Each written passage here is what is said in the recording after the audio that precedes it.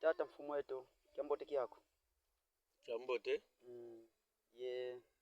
unanyukalanga mzila Kongo kadi tumuone kala buku ya malongi una dia vovu nani ukalanga mzila Kongo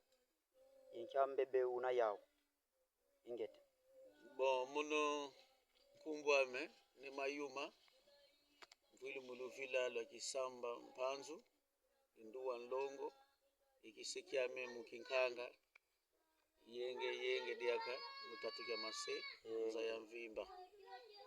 ngena umusi mumisamu mya batata bampungutu lendo munzila ya diaji laba fumukimbangu ya vitakimpa batata sima utoko yezingunza za mpela mumpela za zoza izavulu za Afrika tondombe za zozo sabu molo pengina umusi munwana mvita yoyo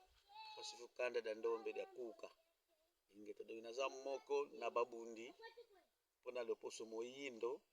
ezonga ndenge nzambe alingelaki yango naza mobundi na nzela oyo bafumukimbango balekaki na nzela oyo bayavitaki mpa balekaki bamuta Filipo Mbumba bandre machua na batu mususu nako tanga te o bayaki ko deliver Afrika ngape naza moko na babundi na generation oyo na 4e generation oyo ope na oluka kimia na loposo moyindo to monene na ye matondo tata beto ngonda yayi ngonda ya 10 ekuma kinavo mungonda ya 10 ndonga yafwa mfumu kimbangu mungonda ya gafwa ne mwanda semi bon 10e mois ndeko na ngai ndengo tuni chaque mois banana janvier ti décembre chaque mois izana makamuna yango izana ange nango pe oyo adirishaka ba mois wana nyonso wana ndenge za journée mobimba izana ba ange to ange ya munene ya kulutu atambusaka journée wana na ba ange na yango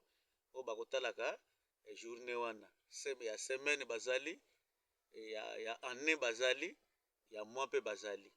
alors chaque mois ezana makambo na yango ndenge ko botama ndenge to botamaka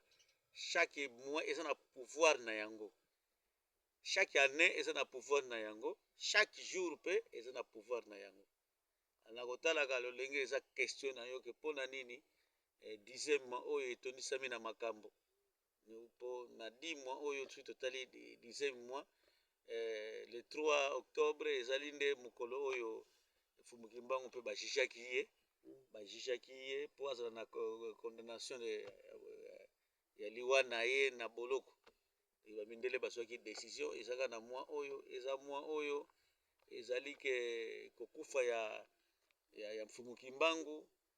akufaki atikaki biso ezalaki le 10 marqué vulgation ya nani bato bayebaki ke kimbangu akufi eza le 12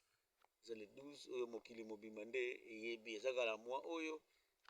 soki totali soki ba le 18 nazobosana te wana nde tumwana biso ne mwanda nsemi nlongi ya Kongo atikaki pe kaka mois oyo mobundi munene po lelo tozala ndenge tozali atikaki mokili oyo soki totali na mois oyo kaka ezali mwande lingomba oyo tozobenga na komba upelseya à partir de 25 10 mois nde molimo ekitaki oyo ebikolaki bamuta Filipo Mbumba ebikolaki bafumukimbangu bayafutaki mpa bakoko na biso nyonso oyo balongaki bayaki na mission na kosikola nani oyo loposo moyindo nde babikolaki yango ke 4e génération ezali génération ya elaka nde molimo ekitaki na mutu ya lingomba na biso pona nini aya kolakisa lumière ya oyo ezali ke ezalaki ya kobombama na loposo moyindo ezali le 25 na mois oyo kaka même jour oyo le 25 nde mokolo nde ngunza munene na manianga pe akitelaki molimo muta Filipo Mbumba nsambo mingi akufelaki pe akitelaki molimo soki totali boye na mwa oyo kaka nde mobundi monene nemvitankanga na mbwila kuna na mbwila mpo nga nazoloba awa naza na Angola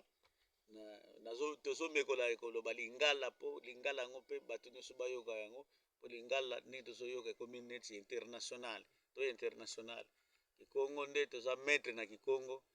me bato ebele nde bakoyoka kikongo te yango bozoyoka ndeko azotuna question na kikongo mpo nga moko nazolimba na lingala nalingi mutu nyonso ayoka na makambo oyo donc ndeko na nga mwa oyo meme na bale na bale numéro 10 eza numéro moko boye ya très grave si balati numéro 10 eza numéro ya grave batie le sirke babini nyonso eza epa na yo donc mwa eza mwa moko ya très puissant eza très puissant spirituel eza très puissant donc tokolimbola yango mokolo mosusu mpo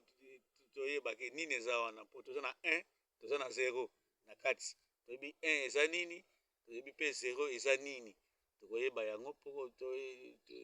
tolakisa bino mabombami ya 10 ya 1 na 0 eza mwa moko boye ya très puissant na loposo moyindo tondele kidiamu tutondele tata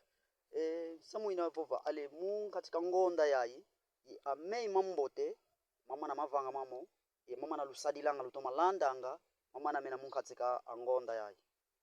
mamonso na mama mvuvele mena mambote po nyonso eza ya malamu po kokita ya molimo eza na kati kokufa pe ya batumwa na biso eza na kati kokufa na biso bana molimo biso toza bana molimo bato mosusu balobaka spiritualité